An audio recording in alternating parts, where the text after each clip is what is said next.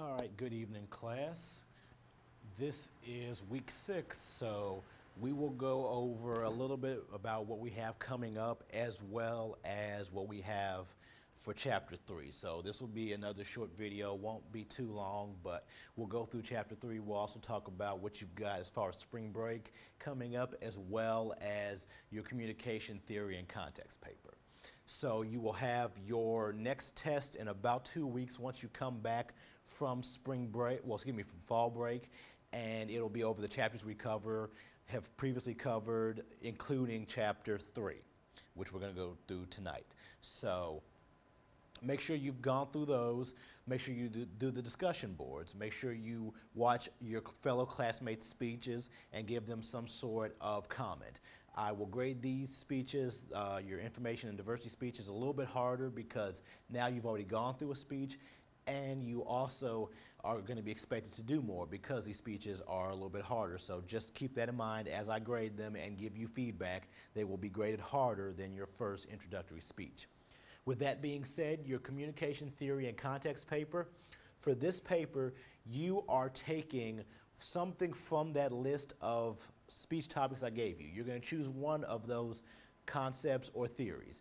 You will write a paper on that. Your basic goal is to talk about why that's important, what it is, why it's important to the field of communication and to communication in general, and then how it's affected you, whether that's directly, whether you've seen it through somebody else's eyes, somebody else has gone through that type of communication. Your job is to enlighten us about that. So you'll do that through the paper. You'll turn in an outline like you have with your speeches. You'll turn in the paper, which will contain, you'll need a cover page and a reference page. Those will not be included in your 4 to 5 pages. So your cover page and your reference page will be separate. They will not be within the numerical pages that you'll have. I've put on there an example of a research paper. You've also got on there the paper topics. Make sure you get me those. I will put up a link on Blackboard so that you can get me those topics, and I can tell you if the topic that you're giving is correct or not, or if I want you to do a different topic, or I don't want to have 15 of the same topic because that gets hard for me as the teacher to read. I also posted on there the evaluation form. So what you will also do is after you've done the paper, you will do a 2-minute speech, which you'll upload to YouTube, just basically recapping what your paper is about. So basically this is a 2-minute summation speech. This one will be simple, almost like your first speech. You won't have to dress up, you won't have to go all out, you won't have to have a visual aid. You will have to, however, talk about what your paper said. So basically, if you got in front of your class at school and talked about your paper in 2 minutes, what was your paper about, why it was important? That's what you'll do with this. We will post those and do those towards the end of the semester. I will keep you posted on the date that they're due, but start getting that stuff done now. That way you'll be able to basically write your paper pretty easy. You'll have to have a minimum of 3 sources cited in your paper, and those will be, they can't all be online, so maybe 1 will be online, 2 may be from journals, maybe 1's from an interview with somebody. You'll have to use different methods of sources, not just online. Not everything can be online, so keep that in mind. A couple of things from your previous speeches that I'm noticing, things that you need to try to clean up on. First of all, as I mentioned on Blackboard, no editing. Go all the way through your speech. If you mess up, you mess up. If you forget something, you forget something. Do not edit it. If you were in front of a classroom, you do not get that option to edit your speech in front of a classroom, so treat that the exact same way for your speeches that you turn in to me. I will know. I'm very well versed in editing video. Also, make sure that I can see you. I need to see your audience at the beginning and at the very end of your speech. Other than that, I don't need to see your audience. I need to see you so I can look at your face, see your facial expressions, your body movement, the things that will help me to grade you. If I'm looking at your shoulder, if I'm looking at the back of your head, that does me no good. Your audience may be a good-looking group of people, but I don't need to see them until it's the beginning or the end of the speech. Otherwise, I don't need to see them. I need to be able to see you in order to give you the best grade possible.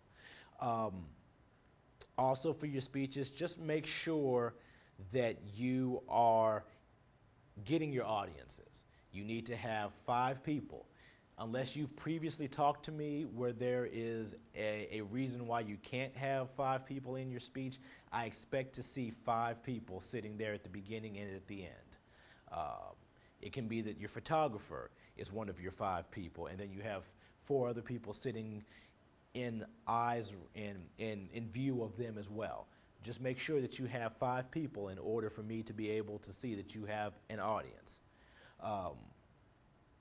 Again, if you have any questions on this, on your speeches, let me know. You'll have one more big speech after coming up, and that'll be your problem solution speech. And after that, you will have your little small summation speech for your context theory paper. Other than that, you're halfway through with your speeches, so we'll take that for a good thing. Now we'll dive into chapter 3, go through it, talk a little bit about it,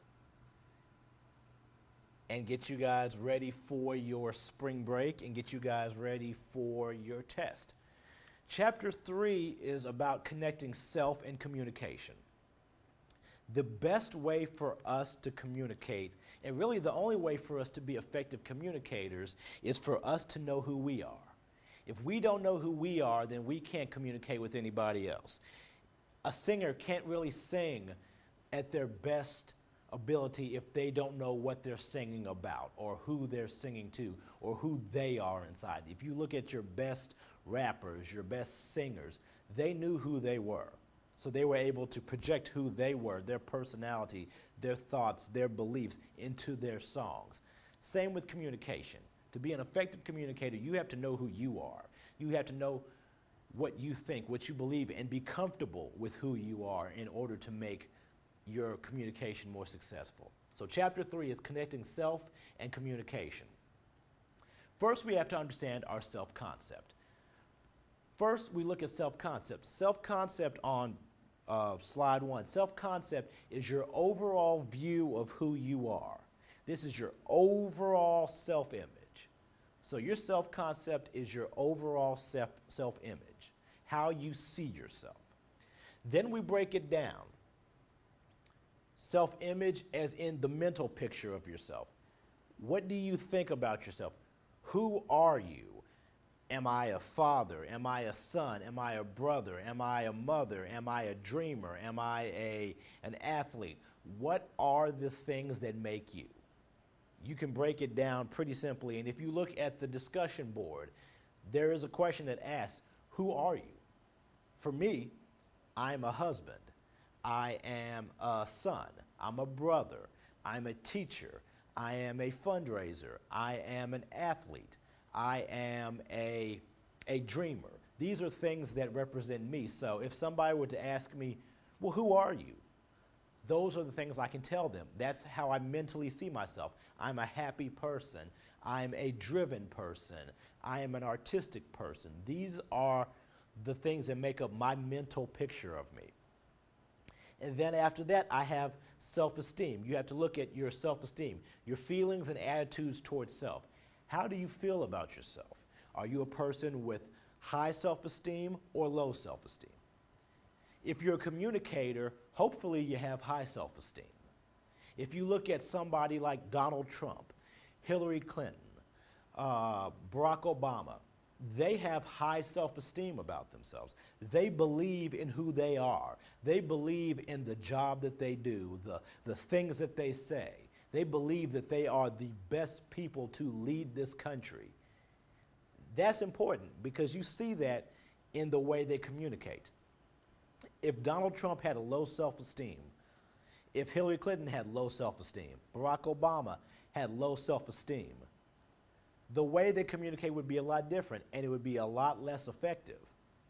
When they're trying to convince people to vote for them, people aren't going to vote for the person with low self-esteem if they say, I'm not really that good of a person, I'm not really capable of running this country, I'm decent, but the guy over there is a lot better. I really am not that good. Are you going to vote for them? No. But if they say, I'm the right person for the job because I have a strong work ethic, I'm smart, I'm capable, I'm loving, I'm this and I'm that, then you're going to vote for them because they have high self-esteem. Your self-esteem will manifest itself into how good of a communicator you are. If you'll look at the third, I believe it's the third slide, it says, what matters most is how you see yourself. So we have a picture of a cat looking in the mirror. Even though the cat's a little small cat, it sees itself as much bigger than it is. It sees itself as this big, full lion, a big cat. Goes along with our self-image, how we see ourselves, our self-esteem, how our feelings and attitudes towards ourselves and how we evaluate each other, and our self-concept, our perception based on how others see us. So self-concept as a process. Our self-concept is constantly changing. Much like we talk about communication, it's constant. It's a process. Our interaction is constantly moving and changing. So self-concept is constantly changing. Why is it changing? It's changing based on our movements. Your self-concept right now is that of a high school student. It will eventually change as you move to college. It will eventually change as you become a parent, as you become a husband, a wife. Your self-concept will change based on milestones in your life.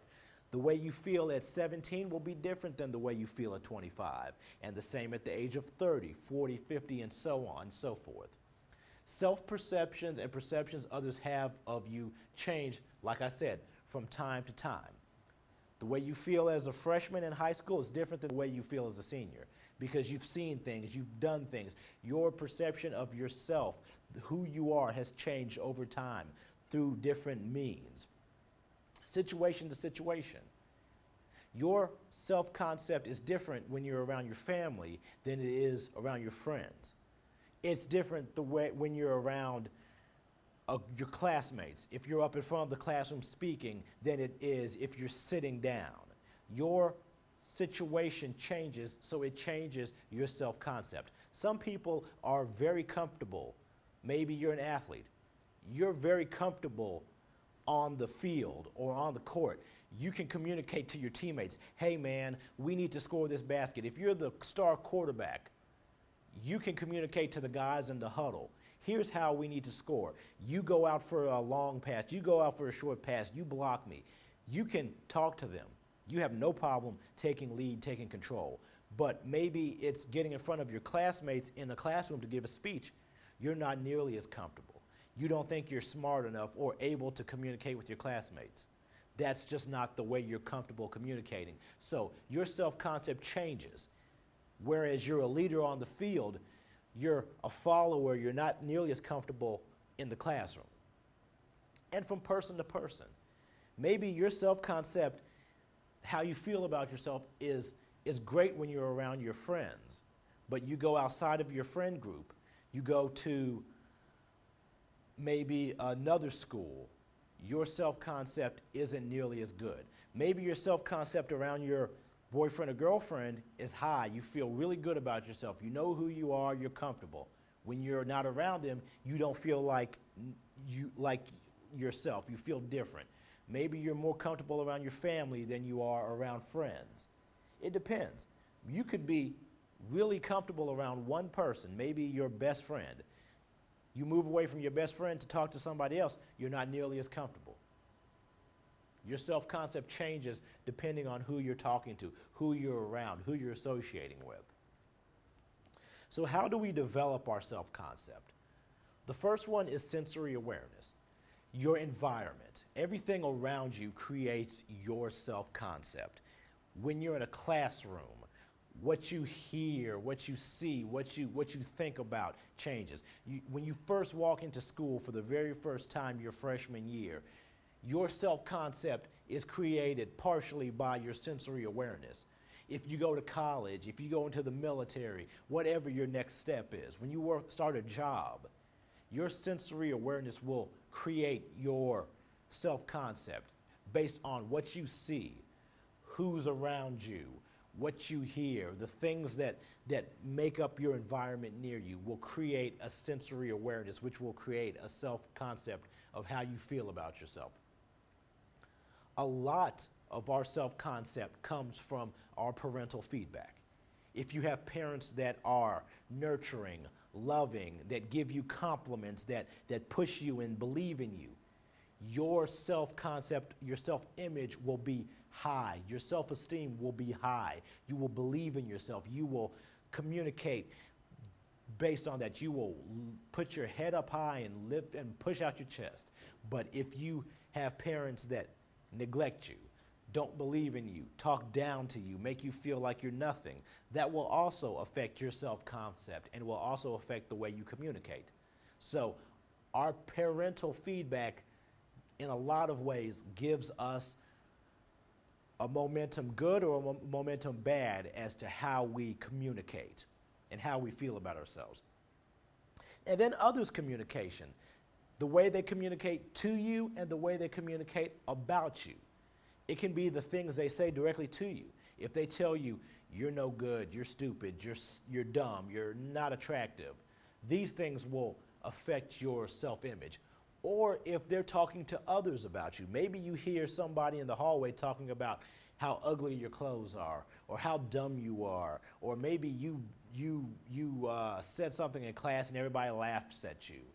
That can create your self-concept. Maybe you feel embarrassed, so now you don't want to talk to anybody in class, or you feel like, oh my God, I wore the wrong clothes. I don't know how to dress now because my classmates will ridicule me. So these things create your self-concept as well.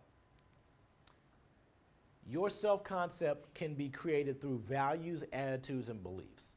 Your values, these are what you believe in. Maybe you are a Republican, maybe you're a Democrat. Your values generally come from the way you grow up. If you grow up to value hard work, if you grow up to value religion, if you grow up to value money, that is a long-term feeling. These values are what's instilled in you, things that you will take with you probably from birth to death. Your values will create attitudes. So if you value hard work, your attitude is that the only way I'm going to succeed is if I work hard. And my attitude is also that if you don't work hard, you will fail. If you're somebody who's not a hard worker, you will fail. That's the attitude I have about hard work. And finally, that creates a belief. I believe that hard work got me this job, or hard work got me this grade. I worked hard, I studied hard, so I got this good grade. Whereas somebody who doesn't believe in hard work, they won't believe that, oh, if I study for 5 hours, I'm going to get a good grade. They simply think the good grade just happens, or because I'm really smart, I get a good grade. But if you value hard work and studying, your attitude is that if I don't study hard, if I don't work hard, I'm not going to get a good grade. So when you finally get that good grade, it's all because you believed that all that hard work paid off.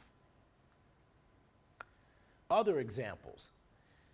If you own an iPhone, you value that iPhone, saying that iPhones have made our lives easier and more convenient. That's a value you take with you. You are Team Apple. You value the brand of Apple and what iPhones can do for you. Your attitude is that iPhone users are more tech savvy than non-users. So if I've got an iPhone, I've got to be more intelligent when it comes to computers or cell phones than the person that owns the Android, because the Android, that's for dumb people. That's for people that aren't highly motivated or highly intelligent, which creates the belief that iPhones are the best way to communicate with others. So basically, if I don't have an iPhone, I can't communicate with you, because iPhone's the best way to do it. I would never give up my iPhone for an Android. Whether an Android is good or not, I don't care. My belief is that iPhone is the best, and that's the only way to communicate. Now, if I'm an Android user, everything that's on here is reversed. I believe that Androids have made our lives better, or that Androids are more tech savvy, or that Androids are the best way to communicate with others. You basically create your values, your attitudes, and your beliefs. Your values spawn attitudes, and your attitudes create your belief. So with communication and self-concept, communication affects the self-concept, and self-concept affects how and what we communicate. So all forms of communication affect our overall self-concept, and then that self-concept affects how and what we communicate. So if you look at the little chart, the little round circle chart on the graph on the PowerPoint, you'll see that our perceptions of others, their responses to us, whether it's what we say, the way we act, the way we look, will create our self-concept. Going down, that self-concept feeds and creates our behavior. If people believe us to be a certain way, it creates our own self-concept. Well, if people think I'm a bad person, maybe I am a bad person. If people think I'm ugly, well, maybe I am ugly. And because of that, my self-concept now is that I'm an ugly person or a bad person. And because of that, I will act out that certain way. I will now act like an ugly person. I won't dress up. I won't try to be good looking. I'll just wear the worst clothes I can find. Or I will act out. I will start beating people up, lying to them, threatening them, doing things that a bad person would do, because everybody already believes I'm a bad person as it is. So I'm going to go ahead and start acting out what that self-concept is, which leads to actual responses from others. So up here, I perceived that others thought I was ugly or thought I was a bad person, which created my own self-concept, which led to me acting like those ugly people or bad people, which creates people actually responding, which may be that they actually say, you know what, you really are a jerk, you really are a bad person, or you know what, you really are ugly, you dress ugly, you look ugly because you don't wash your hair, you don't shave. Now I've got actual responses from people. And then those actual responses go right back into perception. So if they say, I'm ugly, or you're a jerk because you punched that person, so you're a jerk. Now that creates a perception again in my head that, okay, they said I'm a jerk, so I must be a bad person, which again goes back into your self-concept. So it is a constant circle. It's a constant circle of how we create our self-concept. And based off of that self-concept is how we act. We'll use Donald Trump because he's a great example. Whether you love him or you hate him, he's a great example of communication and self-concept. Donald Trump has a perception of how people see him. He has a perception, whether it's correct or not, that he is this invincible, this strong, this overall great guy who can do everything. He's smarter than anyone else. He knows more than anyone else. Whether that's true or not, that's the perception that he has about himself. So he believes, based off of the people that come to see him at these political rallies, the people that say they're going to vote for him, the people that are diehard Donald Trump supporters, they feed his perception based off of their responses to him. So that creates his self-concept. I can be president. I'm smart. I'm capable of running a country. I am good looking. I have all these ideas that only my ideas will work. No one else's will. And because of that, he creates a behavior. Another part of Donald Trump is that he can say and do anything he wants because people will support him no matter what he says, no matter what he does. So that perception leads to his self-concept. I'm invincible. I can say what I want. I can do what I want. I'm smart enough to run this country, smarter than anybody else, which leads to behavior, which leads to him saying things that most people wouldn't say. Whether he's saying things that people agree with or not, he will say and do anything. He will say something because he knows people will talk about it. People may not like it, but they will talk about what he says. If he insults somebody, if he praises somebody, if he laughs at somebody, whatever he does, people will respond. So his behavior mechanism is to do stuff, say stuff that will get reaction, which will lead to actual responses where people will either side with him and say, we love what you said, Donald. We're glad you said that. Or we hate you, Donald. How could you say something like that? You're a terrible person. Either way, that creates an actual response from people. And that actual response turns into things that he can perceive. Oh, I perceive that the audience likes me. The audience hates me. And from there, feeds back into that circle of self-concept. Moving from self-concept to communication apprehension. Just know that everyone has some sort of communication apprehension. Public speaking is the number one fear of everyone on this, is the number one fear across the board. Studies have been done, and out of all the things, people fear death, people fear snakes, spiders, people fear the unknown. The number one fear is public speaking, and that's all across the world. So if you're not a fan of it, you're not alone. Most people don't like it. So with communication apprehension, which is the most severe form of speech anxiety, understand that almost everyone experiences it on some level. Even celebrities, singers, actors can be and get nervous.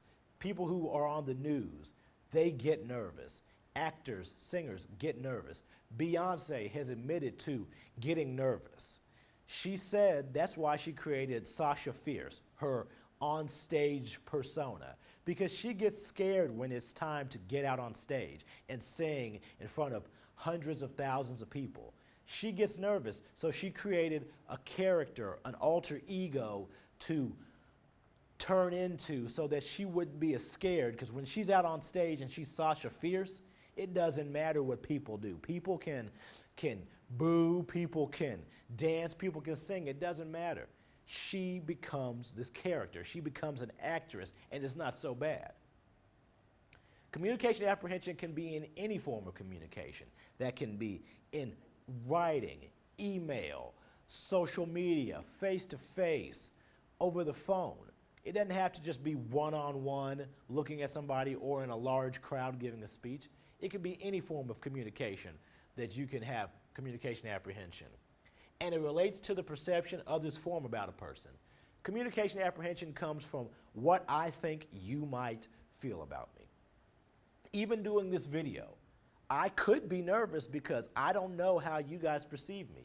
And I will never know because I can't look at your faces right now. You guys could be laughing at me. You guys could be making fun of me. You guys could be talking about how I look or how I'm dressed or how I sound. And that fear sometimes is enough to make me scared to even be in front of this camera talking to you. So your perception of me could create communication apprehension if I let it. When you have communication apprehension, there's certain types of expectations that sometimes happen. First, we have self-fulfilling prophecies. Self-fulfilling prophecies are simply if you speak something into existence, if you say it enough times, it may just come true. So if I say that I'm going to trip and fall when I walk, If I say it enough times, it might just happen. I have talked it into happening. If you say that you're going to fail a test, oh, I'm not going to do any, if you just tell yourself, I'm not going to do good, I'm going to bomb this test, I'm going to bomb this test, there's no way I can pass it, I'm going to get it wrong. And you keep saying that over and over again, and then when it comes test time, you actually do bomb the test, you don't pass it because you keep messing up, you can't think of answers. You've created a self-fulfilling prophecy. You've done exactly what you've said you were going to do. You have talked it into existence. Self-fulfilling prophecies can be bad, like that example, or it can be good. You could tell yourself, I'm going to pass this test. I'm going to pass this test. I'm going to graduate from high school. I'm going to graduate from high school. I'm going to get this job. I'm going to get this job. You speak it into existence. So those are self-fulfilling prophecies. Then you have impression management. Impression management is taking the way people look at you, the way people feel about you, and changing it, working it, making it to where you can manage how people perceive you. The biggest way is face work. Face work is when you actually take the way somebody feels about you and you change it. It's probably the way somebody feels about you is negative, and you're able to change it around. Two really good examples of this. LeBron James. When he first played for Cleveland the first time, everybody loved him. Cleveland loved him. They thought he was the greatest thing since sliced bread. He was the savior for the Cleveland Cavaliers. But when he decided to leave, just up and leave, and go to Miami, people turned on him. He automatically became the villain. Why would you leave? You're a terrible person for leaving us high and dry in Cleveland. So he became the bad guy, the villain. Now, LeBron James is not a person who likes to be a villain. He wants to be loved and accepted by everyone. So he had to use face work. He had to make people love him again, people like him again. So what did he do? He went back to Cleveland. All of a sudden, the people that turned on him and hated him now loved him again. Because, hey, he came home. He wanted to be back with his team. And by winning an NBA championship, everything is forgotten. All the bad blood, all the anger people felt towards him, all gone now. He used face work. He went from ugly, bad face to a good face, a face that people like. Everybody loves him again now. He is no longer the villain. He's the good guy. Another example of face work, Michael Jackson. He was loved as a singer until he got into some trouble back 20-some years ago with some different charges of molestation, changing his looks to look different than the way he was born. People started thinking he was weird. They thought he was crazy. He was disgusting. He was not the Michael Jackson they used to like when he was young back in the 80s. So people started calling him Wacko Jacko. They stopped buying his music. They started looking at him as this weird circus act rather than as a singer or a very talented dancer. He tried to make people like him again. He tried to look better in the eyes of people by writing more songs, by dancing, by performing, by doing all these things that he hoped people would like him for. Unfortunately, it didn't work. He did finally win a lot of people back over, but he had to die for that to happen. When Michael Jackson passed away, all of a sudden the people that didn't like him and thought he was this terrible human being, they started to like him again. Why? Why after he died? Well, because they stopped thinking about him as this terrible human being, but they started listening to his music again. They were like, oh, I loved this song when I was growing up. I loved to watch him dance. They forgot about all the bad things that were claimed that he did, and they started thinking about the good times and the good things. So all of a sudden he went from the villain back to the good guy, the Michael Jackson that they loved, the Michael Jackson that they remembered back years and years ago. Then we have culture and self-concept. You have individualistic and collectivistic. Countries and cultures like the American culture, we are very much individualistic orientation. We look out for number one. I look out for me. I don't really care about you unless it affects me. I'll help you out as long as it helps me out. I'm not just going to give you all the money in my wallet. I'm not just going to let you stay with me in my house unless it benefits me somehow. The American culture is very much this way. Whereas collectivistic orientation, our culture is more like the South African culture, the Chinese culture, where we're all in this together. We take care of each other because we're all one big happy family. If you need it, it's yours. You don't even have to ask. If you need a place to stay, to live, you stay here. If you need money, it's yours. There is no strings attached. There is no, well, you owe me this money back. My wife is from South Africa. Their elderly stay in their house with their kids. Your grandparents, your grandmother lives with you until they pass away. They don't go to nursing homes. They don't go to hospice. They stay in the house with you. You live with your family until you get married. My wife's younger sister, she's 26 years old. She still lives at home. There's no thought of her getting her own place or living on her own. The only way she will move out is if and when she gets married. That's just the way it is. Whereas here in the United States, as soon as you graduate high school, you go to college or you move out on your own. That's the expectation. You leave home. You don't stay at home until you get married. The expectation is that you somehow, at some point, you leave home. We are two different types of cultures. That affects your self-concept. If you're in the South African culture or the Chinese culture, the culture that believes in taking care of each other as a collectivistic, the way you feel more attached to family. You feel more attached to groups. Nobody is a stranger to you. Everyone is part of your family, your group. Whereas individualistic culture, you feel like you're on your own. I'm very independent. I don't deal with other people well. I don't have to because I can do everything for myself. Gender and self-concept. Your sex and gender determines your self-concept. Men feel a certain way about themselves. They believe a certain thing about their self-concept because they're a man, whereas a woman feels differently because she's a woman. Gender stereotypes. The stereotype of a man is that he is strong. He's got muscles. He's big and brawny. He's the breadwinner. He's the one that buys and provides for his family. He works. That is the stereotype of a man.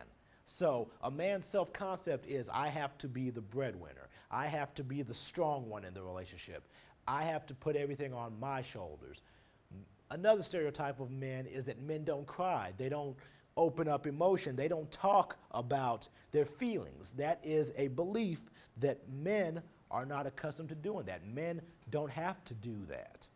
That's not a man's job. That's not a man's role. That's the stereotype of men. Women. Stereotype is that women don't work. Women stay at home. Women take care of the kids. Women are more emotional. Women are not supposed to be paid the same as men. Women don't get things like men do. They're not strong. They're not able to, like, pick up this podium. This expectation is a woman probably can't pick this up, that a guy needs to help her out. I need to pick that up for her because she's not strong enough. She's not as smart as a man. Those are the stereotypes of a woman. And if a woman is brought up to believe that, then she's going to base her self-concept around that. A lot of women back in the 40s, the 50s, they believed that to be true. They believed that, hey, I'm not as smart as a man. I can't do what a man can do. I can't go get the same job as a man, because that's what they were taught. That's what they were conditioned to believe. That has now since changed, where women now understand that they can do pretty much everything a man can do. No difference. So that has changed as far as the gender stereotypes and concepts. Gender expectations, we touched on those, the things that a man's expected to do as far as who he is, what he can do, versus what a woman is expected to be able to be or do. Enhancing your self-concept. We all have things about our self-concept that we maybe don't like or we wish were different. So enhancing our self-concept is basically looking at how we can fix these things. So first, you decide what you would change. Is it something physical? Is it something emotional or mental? Is it something where you're living, what you're doing, the things that make you who you are? For example, if you're in a job that you're unhappy with because you don't get along with your coworkers, you don't like your boss, you feel like you could be doing something better or different. It stresses you out every day. It makes you feel bad about yourself. Your boss makes you feel bad about yourself. So first you decide what you would change. Maybe it's that you feel like you're overweight, or you don't like your clothing style. Decide what you would change. Then from there, describe why you feel that way. Why do you feel like you need to lose weight? Why do you feel like you need to change your job? Why do you feel like you need to change the way you dress or the way you style your hair or so on and so forth? Then you commit to improving. You say, you know what? I'm going to make this change. I'm going to dress differently. I'm going to lose this amount of weight. I'm going to do whatever. I've got a friend who committed to losing 100 pounds. And he basically said, I'm committing to losing a century. 100 pounds, I'm going to lose it. Right now, he's at 60 pounds, he's lost. Set reasonable goals. Whatever you decide to do, what's a reasonable goal? So he decided 100 pounds was a reasonable goal for him, but he wasn't going to do it all at once. He was going to do it in steps. He was going to eat better. He was going to work out more. He was going to take the steps that it took in order to hit certain goals. 10 pounds this month, 10 pounds the next month, until I get all that 100 pounds off me. Decide on specific actions. Again, those actions were eating better, working out more, making a conscious effort to stick with what I'm doing, to motivate myself. These are the things that he did in order to make sure that he was getting it done. And then associating with positive people. Nobody has ever achieved a goal with a negative person hanging on their back.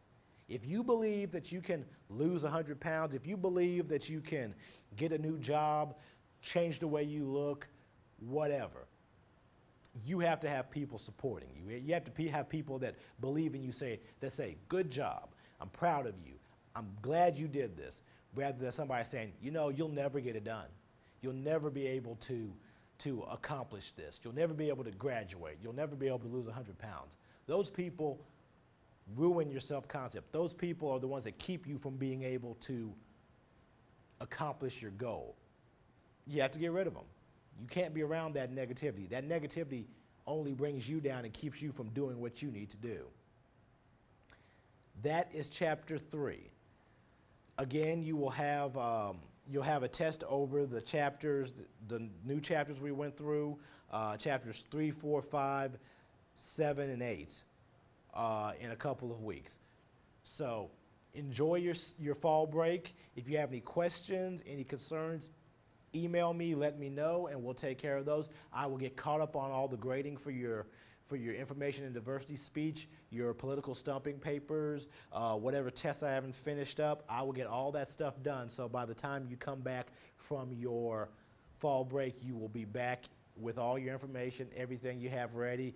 I'll have everything on Blackboard for you. So have a great week, have a great fall break, and we will talk again in about a week.